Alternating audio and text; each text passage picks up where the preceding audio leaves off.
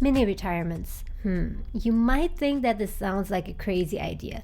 Isn't retirement for old people? I'm still young. I have a successful career. So why on earth would I retire now? It just doesn't make any sense. But it does actually make a lot of sense. And I even think that you're missing out on a lot if you're not doing mini retirements. And today in this video, I want to tell you why. I want to talk about why you should consider doing mini retirements now, recurringly, instead of in 40 or 50 years.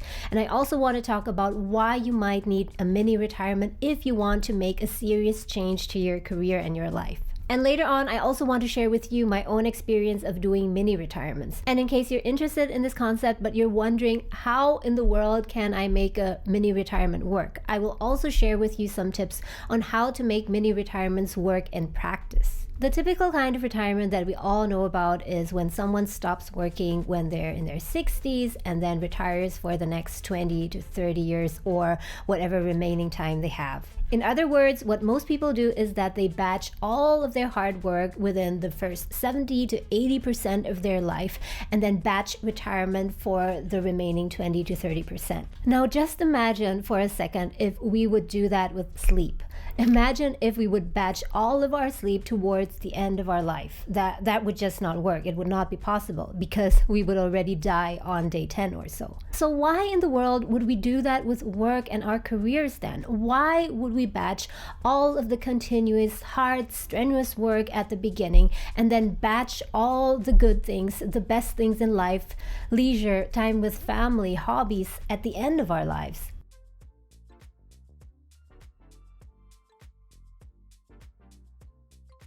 But isn't that strategy a bit too risky? I mean, honestly, who knows how long we have to live? What if the clock stops ticking just as you're about to finish your 50th working year? Wouldn't you regret never having time for the really important things? And this is why I find the concept of mini retirement so revolutionary. The concept of mini retirements, as far as I know, has been popularized by Tim Ferriss in his book, The 4-Hour Workweek. And here in this book, he has a chapter dedicated to the topic of mini retirements. And there's a specific chapter here that I find incredibly interesting, which he titled, let me show you a bit closer, The Birth of Many Retirements and Death of Vacations. Here in this chapter, he was talking about a time where he was feeling really miserable and overworked. So he planned to go on a trip to Spain for 4 weeks initially. But then on his trip, he thought to himself, there are so many other countries around Spain that he actually really wanted to visit. And because of that, he decided to extend his vacation for another 3 months to go to Scandinavia. But that trip eventually turned into a whole 15 months. And during this process, he asked himself this question, which I find so insightful. Why not take the usual 20 to 30 year retirement and redistribute it throughout life instead of saving it all for the end? And this is the core of the concept of mini retirements. So let's say that your regular retirement would be somewhere around 20 to 30 years. You take a chunk of it, let's say 10 to 15 years of that regular retirement phase, and you redistribute it throughout your entire life. So let's just say that you take a 12-year chunk from your retirement phase and distribute it from the age of 25 to 80. So these are what the options could look like. For example, you take 12 mini retirements which each last 1 year every 5 years. So at 25, you would take 1 year retirement. At 30 years old, you would take 1 year. At 35, 1 year, and so on and so on. Your last mini retirement would be at the age of 80, and at age 85, you would then go into full retirement. Another option could be that you would take 24 mini retirements throughout your entire life, which each last 6 months. Or what you could also do is make those mini retirements even shorter. For example, you could have 36 mini retirements of 4 months every 1 to 2 years. And this is of course just a very simplified example. In reality, it doesn't work this way. In reality, you would mix and match, and you would determine how often you would take a mini retirement and what the duration of each mini retirement would be based on what you need and what you can afford yourself at that moment. But in deciding how you want to integrate these mini retirements into your life, these would be the main levers. How frequently you would want to do mini retirements, how long each of these mini retirements would last, and most importantly, the purpose. What would the purpose of each of these mini retirements be? What would you want to achieve or do during this time? There is no one correct or standard way to do it because it always depends on your goals, your priorities, especially your finances, but also it will depend on the kind of career that you are pursuing. Just imagine if every 2 to 3 years or even every year you could have a break from your regular work which is longer than your regular vacation of 2 to 3 weeks. Just imagine all of the things that you could do during this time. You could actually work on your personal project, or you could move to the countryside for a few months with your whole family, or you could even move abroad for a year or so to learn a new language to the point that you're actually able to converse in that language beyond just saying hi and how are you. And talking about the very hot topic of work-life balance, because some people think that it's possible and some people think that it's no use trying to establish any kind of work-life balance because it doesn't work anyway. I think that actually mini retirements are the real solution to this problem. But instead of trying to balance your life on a daily basis or even weekly basis, which based on my own experience is almost impossible, if not very, very hard, by doing mini retirements, what you're doing is balancing your life, balancing between work and life on a macro scale, on a long-term scale.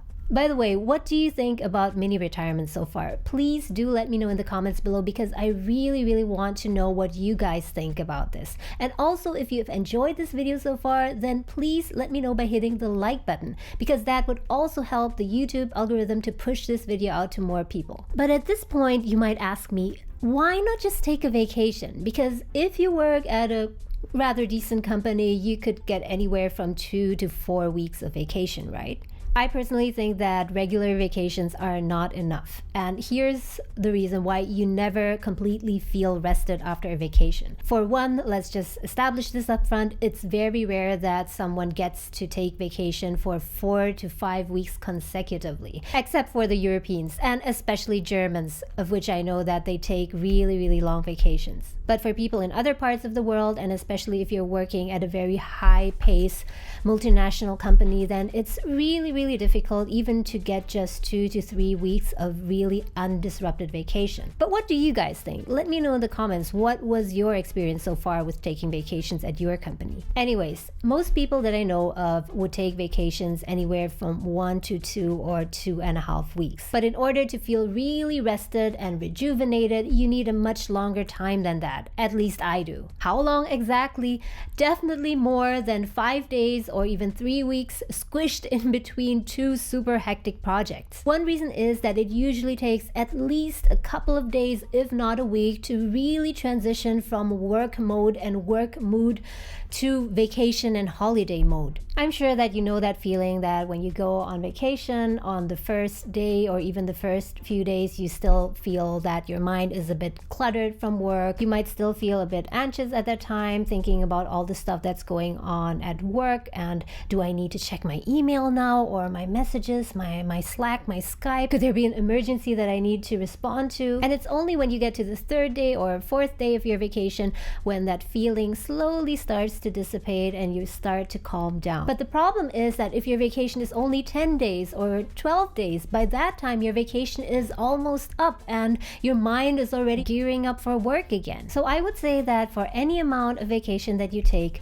the net percentage that is true vacation, the time where you really don't think of anything related to work, is conservatively around 50 to 60%. Another reason why you might consider doing a mini retirement in near time is if you want to make a significant career change. And by significant, I mean not just changing from being a marketing manager to VP of branding, but I mean making a substantial life-changing career change, which in many cases requires a true change of mindset. But the problem is that if you're feeling really exhausted from work and you've kind of been operating on autopilot all this this time, it can become really, really hard to think outside of the box. And that is why if you want to think about evolving your career, you need to take a longer break, a much longer break than 4 weeks of vacation even, to be able to step outside, look at the bigger picture, and just see everything from a different perspective. If you've been working in the same job for a really long time, it can become really difficult to connect with what you're truly interested in. And even if you know what that thing is, that thing that you want to pursue is, still it can be so hard to muster the courage to actually pursue it. Many of my friends, when I ask them what it is that they would actually like to do if they could choose anything in the world, just don't know. They honestly feel that their current career is kind of blah, but they also don't know what else they would want to do. And the sad thing is that some of them become really cynical and end up living a second-grade life. The truth is that all people have this desire deep down inside to live a fuller life. And that means doing things that are meaningful, that are important to them. But the problem is that they just can't find the time and the energy. They don't even have the time to fix a broken doorknob or change a light bulb. If you see yourself in the story that I just told you, then please hear me out. If you just give yourself the chance to do one mini retirement, just do one really short one for a start, then you'll see that you'll come up with all these different ideas and these suppressed dreams about what your life, what your career could be like suddenly come bubbling to the surface. During that time, during that mini retirement, you'll suddenly have all this energy and especially the headspace to process all the insights that you had all this while and turn it into a concrete plan for your career and your life. During my own first mini retirement around 10 years ago, there were so many things that I found out and learned about myself, which I will share with you in a bit. But first, back to you. If you are someone who believes that there is more to life than the 9 to 5 that you're working at right now, if that's where you are, or there's more meaningful things that you could do in life compared to what you are doing now, then doing a mini retirement is the way to go. And now I want to share with you my own experience with mini retirements, but this will be a rather shorter version because at the end of this video I still want to give you some tips on how you can make mini retirements work for you. But before I continue, please do let me know in the comments if this topic specifically on mini retirements is something that interests you, because there are so many more things that I could talk about related to this topic. So please do let me know in the comments what you think about this and also whether or not you're interested to hear more about this topic. After working in banking for 5 years, I actually went into a phase of mini retirement without actually realizing it myself, because at that time I was just not aware of that concept. So for around 2.5 years, I was in a phase where I worked on many different projects and experimented with many different new things, some of which succeeded, some of which failed. And it was only after this phase that I became a film producer, produced my 2 own feature films, and also acted in them. So what happened during these 2.5 years? To keep this short, I'll just list down some of the things that I did. I started an online shop for housing apparel that I ended just after it broke even. I acted in 10 short films, feature films, and web series. I worked on translating documents. I helped out my dad to build his health and nutrition consulting business. I started a homemade yogurt business and sold my products to restaurants and to customers directly. I also renovated a house, flipped it, and made a profit of over 100%. I worked on an art project with my boyfriend at that time. It was a picture book of Alice in Wonderland. I worked very intensively on my relationship at that time and got married. I planned my own wedding down to the tiniest detail, including the invitations, designing and making corsages and boutonnieres, and in the process trying to figure out whether or not the hunch that I had at that time to become a wedding organizer or event organizer was something worth pursuing or not. And by the way, you must have guessed that the answer was no. After hearing this, you might think that this phase was actually more work than retirement. And yes, you're right. I actually work very hard at times, much more than I did when I was working at the bank. But the reason why I still think that this was a mini retirement phase was because overall, this was more of a learning and experimentation phase. It was a time where I allowed myself to explore and try out all the things that I thought I was remotely interested in. And believe me, it was so much fun and it was so rewarding. For example, I spent nearly 1 year renovating the house that I would later flip. And it was a lot of work, but I wouldn't see it as a job or a career. It was just something that I really wanted to try out, and I wanted to see where it would lead me, whether or not it might lead me to a job or a career. But it turned out that it didn't. So mini retirements are the phases in your life where you allow yourself to do the things that are meaningful and important to you. And it doesn't necessarily have to be a big project or learning a new language or skill. It could simply be something as simple as spending more time with your family or even your grandparents. It's a phase where you can allow yourself to do all the things that are really important to you instead of waiting until you are 60 or so. I'll cut this story short now, but if you want to know more details, then you might want to check out my blog, multiplecareers.com, which I just relaunched. And over there you will find more posts that are a bit more detailed and also a bit more revealing. So if you head over there and check that out and also drop me a comment there on one of my blogs, then that might give me some pressure to write more stuff. And now let's get to the most important part, which is how to make mini retirements work in practice. And again, I might need to do some follow-up videos because there is so much detail to this, but for starters, here are 4 tips. The first tip is that you need to plan it very well because you don't want this mini retirement to go to waste.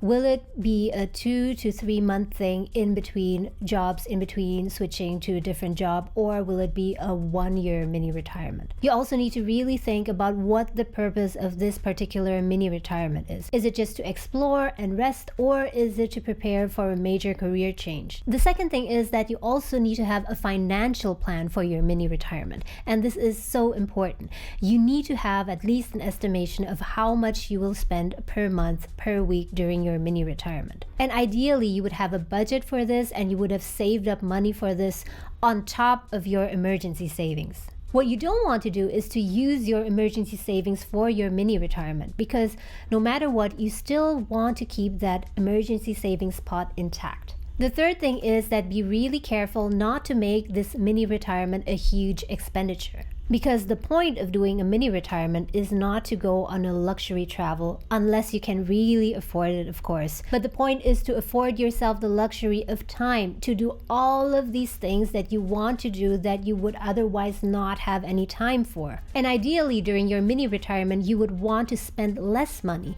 And you can do this by downsizing or by temporarily at least moving to a location or to a country with lower costs. The fourth tip is that the mini retirement should have a very clear goal, and it could be anything. It just has to be clear to you.